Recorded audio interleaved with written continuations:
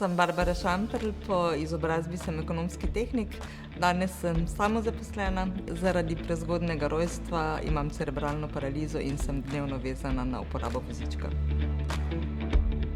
Rada obiskujem muzeje, galerije in se mi zdi to res pomembno za človekovo širino in splošno razgledanost.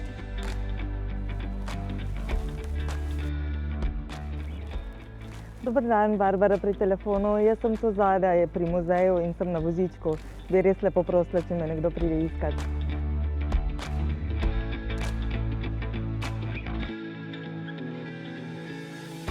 V Narodnem muzeju Slovenije sem bila pred leti zaposlena. To je bila moja prva zaposlitev po koncu študija.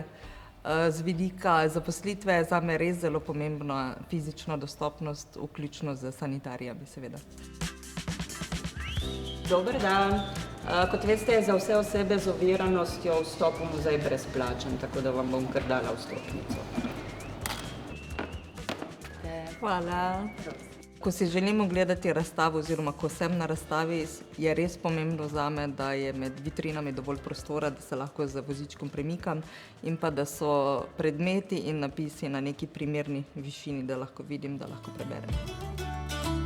Če pa kakšen del razstave ni dostopen za gibalno ovirane, je pa nujno, da se naredi nek povzetek oziroma pomemben izbor predmetov in se ga postavi v dostopen prostor, kjer je potem na voljo za ogled za gibalno ovirane.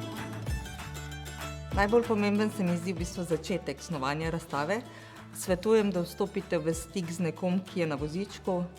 Z veseljem vam bo predstavil svoje potrebe in pa svetoval o primerni dostopnosti. Je pa pomembno, da omenim mogoče to, da je dostopnost osnovna človekova pravica, ki je zapisana tudi v Konvenciji o pravicah invalidov in je res potrebno in skrajni čas, da jo začnemo v celoti uresničevati.